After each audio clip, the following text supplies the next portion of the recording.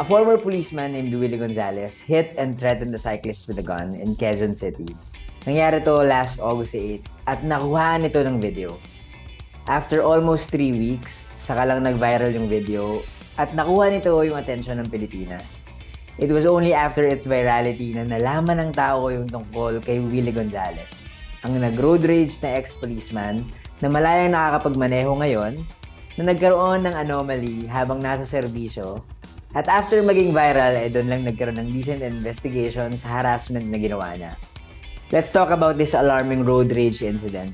This is Buji Babiera and you are listening to Tambek Session, an anima podcast.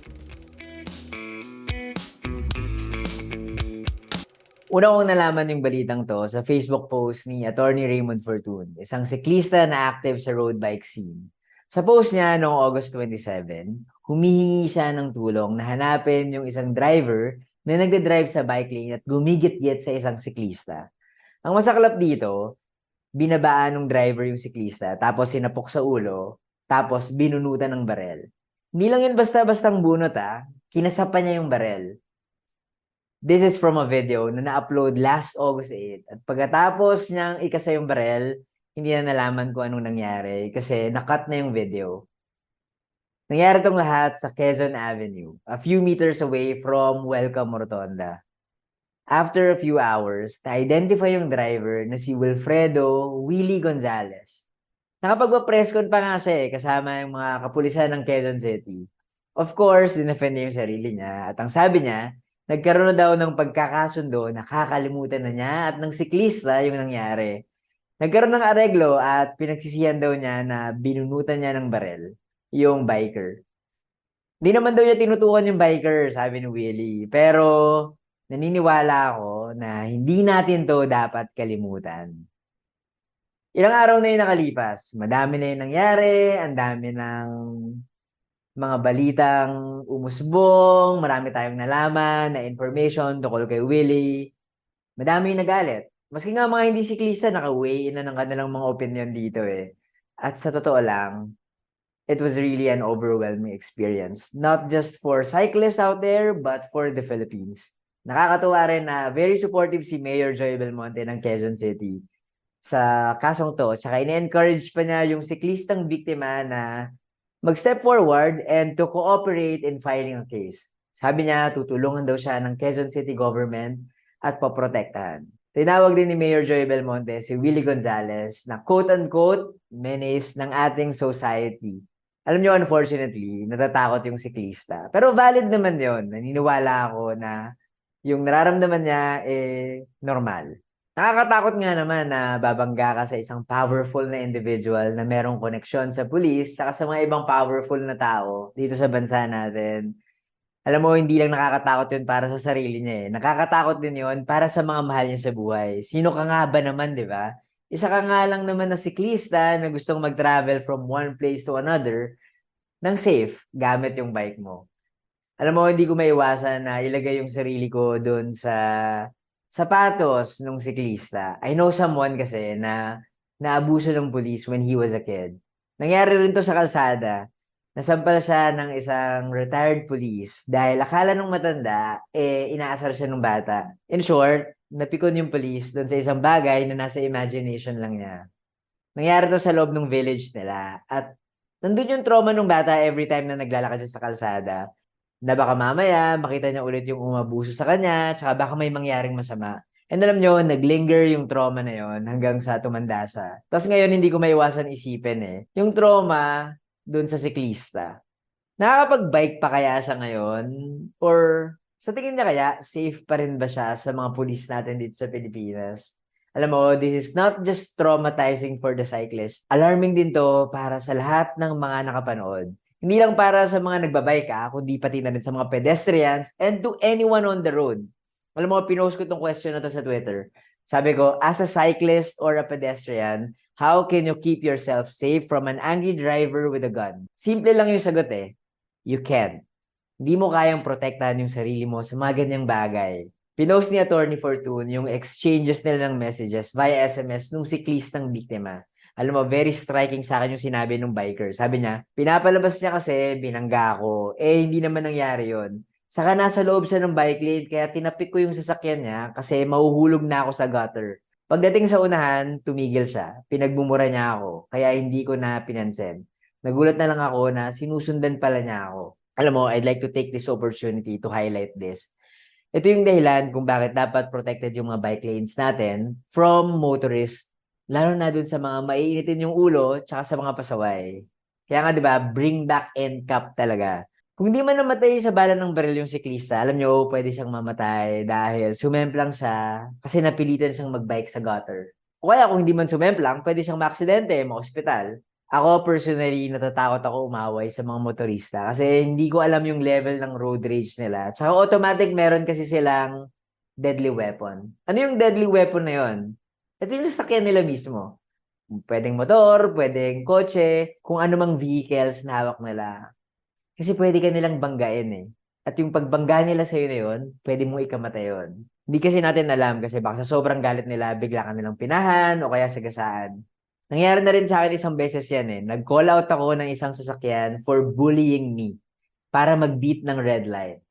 Pininahan niya ako sa Rizal Avenue sa may Maynila. Alam nyo, kung sumemplang ako dahil pininahan niya ako, malamang sa malamang, nagulungan niya ako sa ilalim ng sasakyan niya. Kasi nandun ako in front of that vehicle. Very traumatizing yun for me ah. At simula nun, every time na may magagalit sa aking motorista, I always think of that incident. Worth it bang labanan ko tong driver na to? Kumausap ako ng ibang mga cyclists to ask them about their opinions and thoughts regarding what happened doon sa Quezon Avenue. Sa totoo lang, that cyclist, yung biktima ni Willie Gonzalez, could have been any one of us. At pwede tayong mapatay ng isang Willie Gonzalez sa kalsada. Tinanong ko si Philip, si Deg, si King, tsaka si Patrick kung ano yung reaction nila nung nalaman nila yung balitang to. So, Philip, yung first question ko is, what's your reaction when you heard about the news about the driver and the cyclist na may encounter na sa Quezon Avenue? So, ako talaga, like the moment na nakita ko yung video, like galit na galit ako kasi syempre cyclist din ako and honestly hindi ako surprised. It's something that I'd expect to happen to someone sooner or later. And it could happen to me, it could happen to my loved ones who also cycle. So, sobrang nakagalit siya. Nung sinusundan ko yung update, sobrang na-frustrate ako kasi feeling ko sobrang bulok ng sistema natin. Kasi ibig sabihin kailangan pala magkataon na may nag-take ng video, may nag-viral siya, tapos kailangan pa magkaroon pa ng courage yung cyclist para magsampa ng kaso. So, Mm. ilang beses kaya nangyari yon na hindi nag-align lahat ng factors na yon na nakatakas lang mga suspect sa road rage. Tsaka Philip, no, imagine, August 8 nangyari yon. It became a national sensation lang nung nag-viral siya mga 3 weeks after. So, ganun siya kalala. Hindi talaga, I would imagine marami pang instances na ganito na hindi na do-document, hindi nalalaman ng bigger audiences. Hi, Degs. Hello. Yung first question ko would be, nabalitaan mo naman definitely yung balita about the cyclist and yung ex-policeman na encounter sa Quezon Avenue. Ano yung reaction mo nung nalaman mo yung news na to? Actually, dalawang facing reaction ko eh. I saw the original CCTV footage yung una eh. Tapos it looked like your ordinary troubles with cyclists and cars na mas aggressive lang yung car. Tapos biglang, like after a few weeks, nagkaroon bigla ng context, different footages na lumabas. Tapos mas lalo ako na-enrage yung, lalo na nakita ko mas magandang angle na parang naglabas ng barel. Yan mo, sobrang up close and personal yung nangyayari. Nakaka-enrage siya, nakakagalit. Kasi sobrang multi-layered yung nangyayari. Parang siningitan lang sa bike lane muna, I guess, yung una mong nakita, no? Tapos nag-away lang Yeah. sila na gano'n. Mm. Hi, King. Hello. When you heard about this news, ano yung reaction mo? Oh my God, like the first time I heard about it, honestly, I thought it was a joke. Like, grabe. I mean, alam natin nangyayari yung road rage. From time to time, maybe some of us cyclists na naka-experience na to. Ako, meron akong fair share of the experiences na nun. But like, to this level, like, and this intensity and this like degree na parang, sorry, ang kapal ng mukha, yun yung una kong na feel ang kapal ng mukha ng taong ito na parang dapat di na ako masusurpresa na parang may ganito nangyayari. Ayoko sana panoorin yung videos, but dami kong friends na sinesend sa akin, kahit yung mga hindi ko cyclist friends, sinesend sa akin, nakita mo na to, and then nakita ko, and then like from inis na inis to naging galit siya.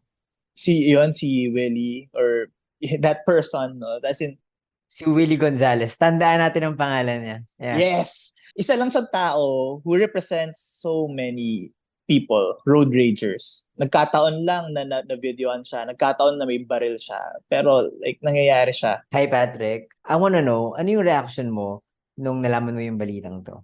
Ang reaction ko dun is, syempre, nainis and nagalit dun sa nakakotse. Kasi unang-una, bakit niya kailangan batukan yung cyclist? Tapos pang dalawa, bakit niya kailangan kasahan and labasan ng baril? 'Di ba? Kasi wala namang laban sa yung cyclist eh. May nakita pa ako sa ibang video na yung kotse talaga yung may mali. So yung point ko lang, bakit niya kailangan magalit? King, ikaw, how do you deal with road rage? Una sa pumasok sa isip ko, meron kasing kalsada dito sa amin, dito sa may Cubao area, na parang kailangan kong kumaliwa. Kailangan kong umalis dun sa bike lane naturally. Pag nagstay ako sa bike lane at kumaliwa ako dun sa, pag di ako nakapwesto, mas delikado siya para sa akin. Along Aurora to eh. Yun, usually nasa left side na ako. Ang nangyari, sinundan ako ng isang kotseng pula, binaba niya yung bintana niya at sinabi niya, "Huy, bike lane, doon ka, bike lane. Sabi ko, kakaliwa ako dito, ganyan. De, bike lane, ganyan. So, ganun lang, walang baril, walang kahit ano, pero I was harassed. Ganun din yung na-feel ko, parang, bakit ko kailangan i-defend sarili ko? Bakit ko kailangan ipaglaban yung pagiging siklista ko? Andito lang naman ako kasi mas safe ito para sa akin. Sa 5 taon na nagbibisikleta ako, nagko-commute dun sa daan na yon, merong itong isang taong to na pa-special na biglang road rage ako at biglang sisigawan ako and stuff. So, syempre, at that point, no, yung naging reaction ko ay, paano ba ako magiging mananatiling ligtas? Ayoko nang palakihin yung problema. Ayoko na siyang awayin. Ang dami kong gustong gawin. No? Naisip ko during that time, after nung nakauwi na ako, kung gustong gawin, parang gusto ko siyang awayin. Nai-imagine ko minsan, baba tayo, pag-usapan natin. Tapos turuan ko siya ng bike etiquette. Mga ganyan. Nag-lecture pala. Mag-lecture rin. Ito kasi yung bike lane. Top of mind. Gusto ko lang makauwi ng ligtas. Like any other bike commuters, right? So, ayoko nang palakihin yung problema, baka habulin ako, abangan ako somewhere. Sinikap ko naman magpaliwanag, kakaliwa ako, pero kung ayaw niya makinig, baka hindi ito yung tamang oras para magpaliwanag. Kahit mag-lecture ako, hindi siya makikinig. As much as possible, maging kalmado, pero mahirap kapag intense yung emotions ng isa't isa. Feeling ko actually talaga siya. For me, when I bike commute, it's almost like yung mga small instances talaga ng road rage. Daily yan. Every time na mag-bike commute ka, meron talaga, pipinahan ka, bubusinahan ka, or tatawid ka ng kalsada as a pedestrian, bibilisan pa nila. It's almost as if yun yung norm. Tapos, ako naman, usually naman talaga before, parang hayaan ko na lang kasi I try to remind myself na valuable yung buhay ko at valuable yung buhay ng mga tao around me. And pag inaway ko tong driver na to, like, hindi naman talaga siya makakatulong sa big picture. Like, what I have to do is focus, like, be an advocate, join groups, para sama-sama tayo na we're going to make a big impact. So, yun na lang iniisip ko. Pero, yun din eh. Like, may one time din kasi, tumatawid ako ng kalsada dito sa Pampanga, taga Pampanga kasi ako. Very wide talaga yung roads dito, tapos walang kahit anong protection sa sa crossing. So grabe, like may isang driver, muntik na niya ako mabangga. Sobrang bilis niya, binilisan pa niya lalo nung nakita niya ako. Tapos nung muntik na niya ako mabangga, nagalit siyang kinailangan niya mag-brake sa pedestrian lane. Nag-stop pa siya, pinagbumumura niya ako. Pero ewan ko, takot nga siya bumaba ng sasakyan niya. Anong ginawa mo during the time? Hinayaan mo na lang? Sinigawan mo ba siya? Ako rin talagang sinisigawan ko na lang din siya. After that, I felt so bad kasi kasama ko yung partner ko nung time na yon. So sobrang natakot siya. And ayun nga, I have to remember na, kasi part of me is, sawa na ako na manahimik na lang. Kasi ganito na lang ba lagi? Hindi ba tayo lalaban? But at the same time, you have to worry about, yun nga, like, may baril ba siya? Sayang yung buhay ko, sayang yung, like, yung safety ng mga kasama ko. At meron siyang sasakyan na pwede kanyang banggain at patayin anytime. Yes, yun nga eh. May times kasi na muntikan na rin ako mabangga or what. Yeah, sa bike lane to muntikan na ako matamaan ng kotse sa may bandang Makati Ave kasi pwede sila mag-right doon, di ba? Ang problema ko lang is hindi kasi sila bumabagal muna or mag-i-stop bago mag-right. So syempre ako dire-diretso kasi alam kong go nasa bike lane ako, di ba? So may times na muntikan na ako mabangga doon. Much as possible kasi yun nga, gusto ko lang maayos yung problema much as possible na kalmado. Kasi nga ang dami ko nakikita na syempre pag nabangga or what, init agad yung ulo. Ayokong ganun kasi mahirap na na mag-aaway pa, magsusuntukan, maglalabas ang baril, di ba? Nagigets ko rin na nakakatakot lumaban sa isang driver ng isang motorized vehicle kasi meron silang weapon. And yung weapon na yon ay yung vehicle nila mismo. Ano ba naman yung bike, di ba? Pero kapag banggain ka ng kotse nila, banggain ka ng motor nila, o kung ano man ang makina na meron sila, most likely, magkakaroon ka ng damage na physically. At wag naman sana, di ba? Pwede kang mamatay sa mga ganong bagay. So, kaya ang daming siklista na would rather choose to stay quiet and just move on na parang, oh, sige na, okay lang yan. Hindi naman ako namatay okay lang yan Tama. kaysa lumaban pa. As a road user, napansin ko as pag nagbabike ako, mas madali mag-road rage for me. Mhm. Nung nagda-drive kasi ako, may konting road rage here and there. And actually, di nga siya road rage. Parang road tampo. That's what Road tambo. road tampo lang. O road inis. But di siya masyado nag-escalate. Kasi nung mas nauna ako nag-drive kaysa mag-bike commute. But either way, mas nagko-commute talaga ako in general. Pag ako naman, feel ko nainis ako while driving, parang tinatemper ko lang na parang I make myself self-aware na I'm driving a vehicle, na makakarating rin ako, na wala rin point na papataasin ko yung ihi ko or something just to prove a point na parang, alam mo yun, I'm driving a car. Kasi nare-realize ko rin eventually, like, as I bike a lot more than I drive, a laking responsibility of driving a vehicle, a car, a motorized vehicle, to be exact. Pag as a cyclist naman, in terms of like as a road rage-ish, mas madali for me kasi alam ko mas vulnerable ako. So, tinatry ko muna kung worth it ba i-approach to or like ilabas yung frustration ko as na road rage. And I think nalalabas ko siya in many ways, pero mostly indirect siya. Kung may specific instances, pag may nagka-cut off sa akin na sobrang wala namang point kung bakit siya magka-cut off, malalagpasan ko rin siya sa intersection, sa stoplight. Titingin lang ako sa driver's side. I'm just gonna shrug my shoulders. So ako parang, okay, ganun. Yun na yun. Parang very non-confrontational-ish. Actually, confrontational pa rin siya, but alam mo yun. Hindi aggressive. Hindi siya aggressive. Mas passive-aggressive actually. Yeah. I make it a point na ganun. Tapos, in terms of like the receiver of road rage naman, parang... Pag sila naman, halimbawa, businahan ka, pipinahan ka, ganyan. Or mababaan ka ng bintana. Or sana naman wala pang nangyari sa'yo na binaba ka mismo from his vehicle. Actually, may close call ako nun eh. Pero to answer it like generally, pag binubusinahan ako o masisigawan or whatever, medyo NR ako in a way. Kasi alam ko naman like I'm riding to my best of my abilities. It's just like safety for myself and safe for other more vulnerable road users. Like, let's say, yung mga tatawid. Basta yung mga other users, ganun. Kasi kung alam ko namang nagpapahamak ng ibang tao on the road, parang medyo unbothered ako. Although, umabot rin naman sa point na medyo close call siya. I also got cut off sa isang maliit na street. I think this happened like a year ago. Like, I ranted about this kasi ito na yung pinaka-close call to something similar to what happened to, I call him the ex-cop. I keep forgetting his name. Si Willie Gonzalez. Tandaan natin yan. Yeah, Willie tandaan Gonzalez. natin yung name na yan. Like, something similar.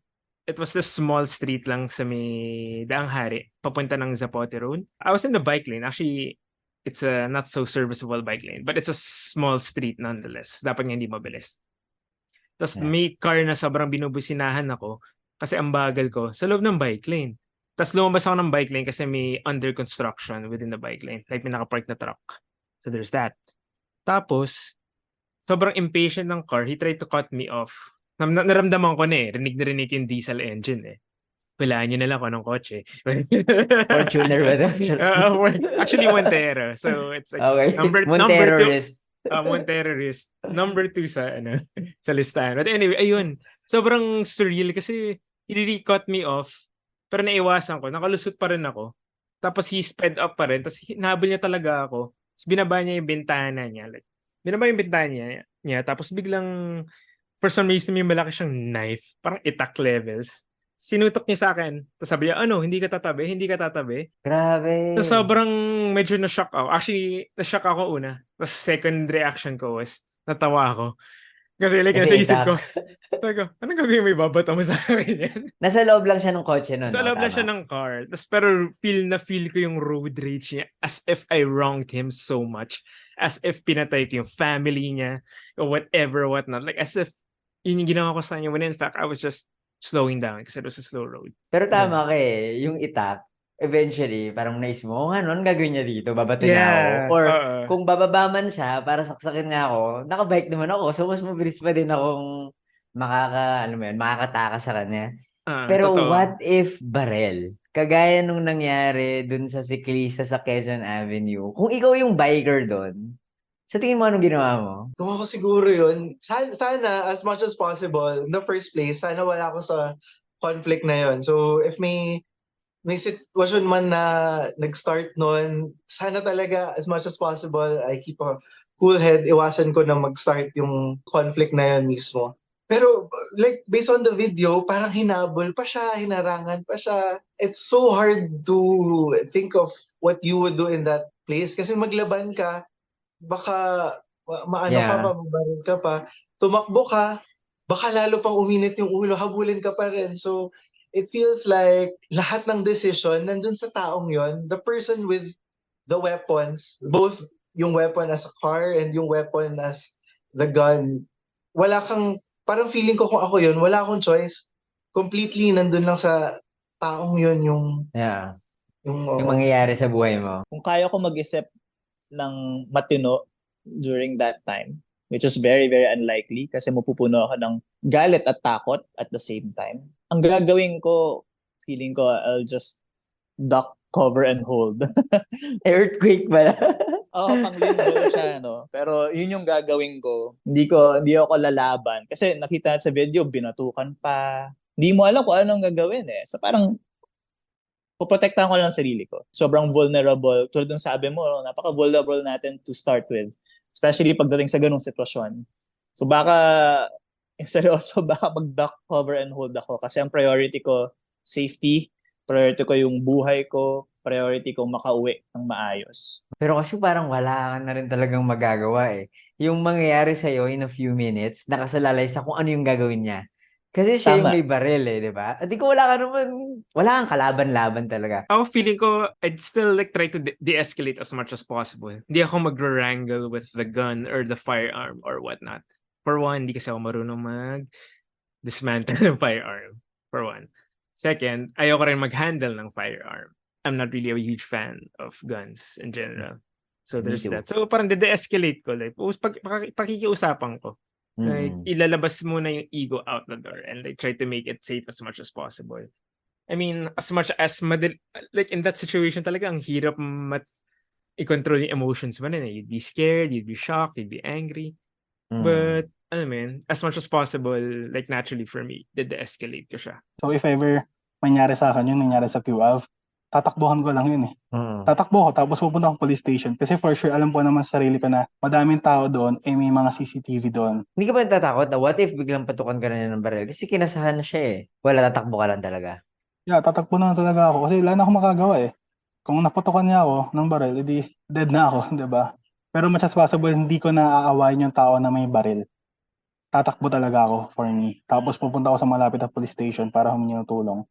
Much as possible. Kung hindi ka man napuputokan ng baril. Iwan mo yung bike mo, ganun. Tatakbuhan mo lang siya. Oo, tatakbo talaga ako.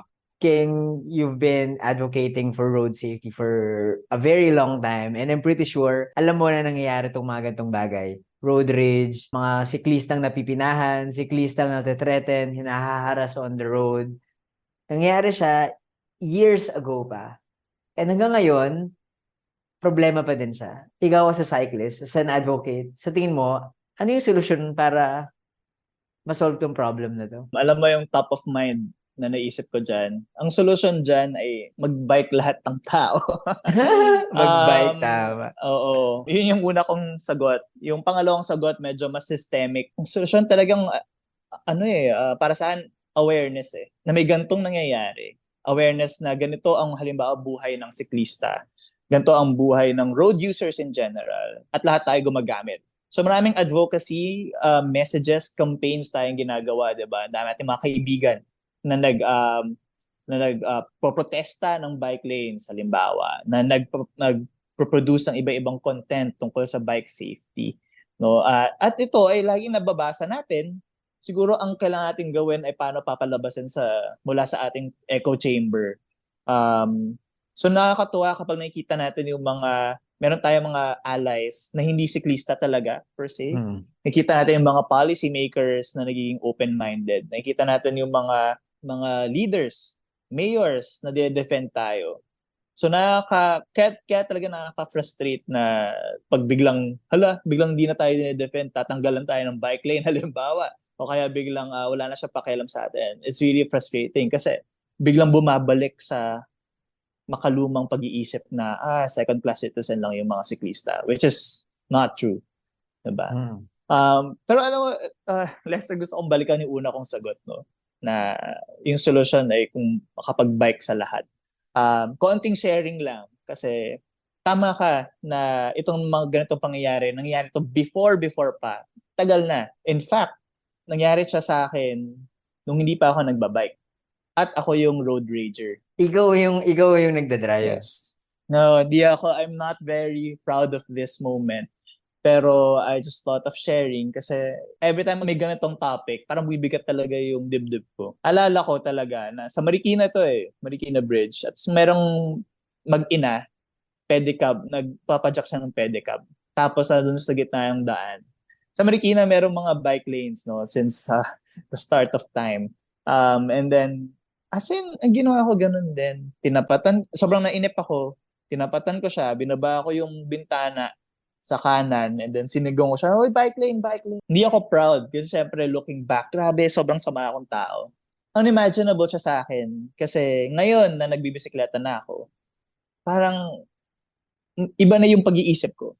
Ang laki ng pagkakaiba. Of course, we always say na hindi mo kailangan mag-bike lane para maintindihan yung kahalagahan ng bibisikleta. Pero kapag nag-bike ka, it rewires your brain Nag-iiba yung mindset mo talaga. Kaya yun yung una kong sagot. No? Sana mas maraming magbisikleta.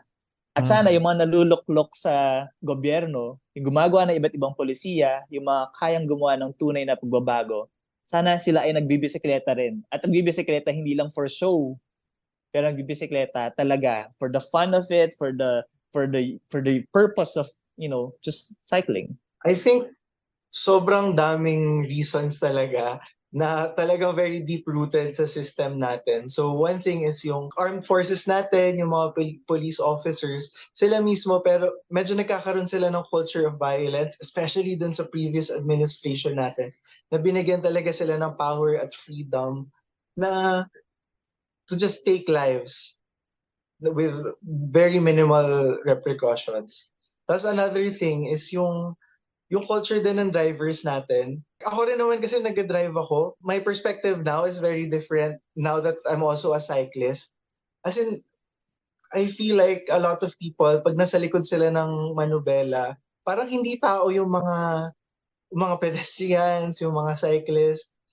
Parang Tapos, maharang sila, parang obstacles. Parang ganun lang, oo. Tapos, parang iniisip nila na pag nagasgasan yung sasakyan ko, this is a valid reason na i-threaten ko yung buhay ng taong to. Sa sobrang mahal ng kotse ko. And yung buhay nila, pedestrian lang naman sila. Ganun. At the same time, yung things that we can do like for safety lang ng mga pedestrians, basic things like slowing down at a pedestrian lane or at an intersection, hindi natin ginagawa kasi nakakalimutan natin na mas important yung safety nila kaysa yung few seconds na masisave natin sa pag-speed up natin.